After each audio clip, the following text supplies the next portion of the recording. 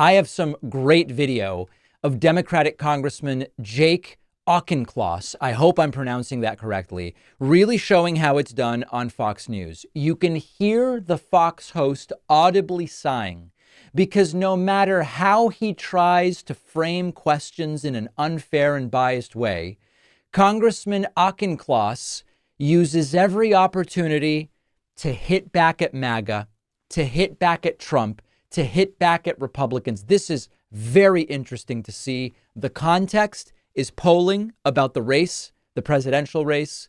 This is really good stuff. And it just starts to frustrate Fox News host John Roberts in the most delightful way. That race is a lot closer. So would it be better to put up a different candidate?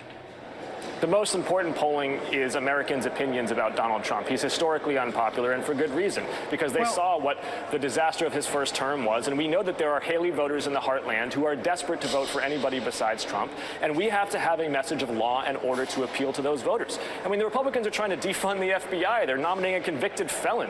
They're trying to surge machine guns onto our streets and in our schools. This is not a party that respects... Did you hear that sigh from John Roberts? He doesn't like it.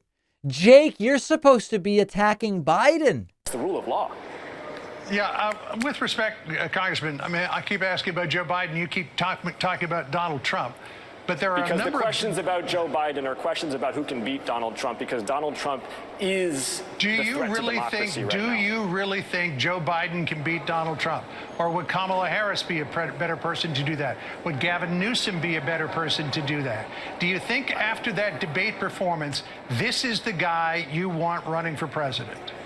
Every one of those names that you just mentioned can beat Donald Trump. And the reason why is because Donald Trump is unpopular. He's actually probably the most unpopular national politician of modern American history, because voters don't want to see their tax returns have a little partisan affiliation box they have to check next year. They don't want their Social Security checks to come with strings attached. They don't want forced deportations of their friends and their neighbors who are trying to become American citizens. They don't want to see him supplicating himself in front of Vladimir Putin like he did in 2018. But there are a lot of Democratic and independent voters who want to see somebody with the mental competence to run, and increasingly they don't think that's Joe Biden.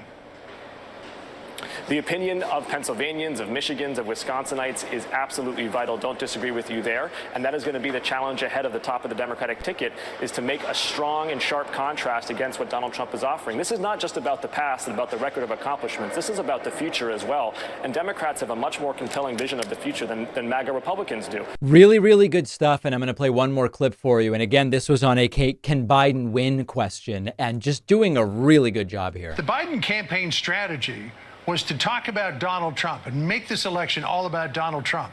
But now this election has become all about Joe Biden. Is that an election he can win?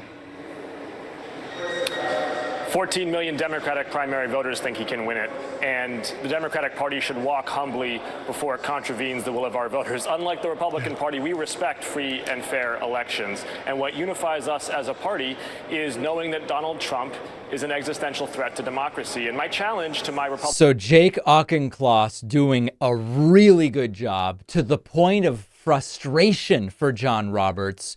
And I think this is the right balance between recognizing the importance of the opinion of voters and also remembering that the alternative is Trump. And so when you go, Biden's debate performance was really bad, what's going on with him?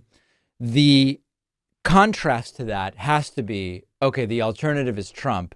And that's a really scary contrast. Let's take a very quick break, get the free Project 2025 white paper at davidpakman.com/Project 2025.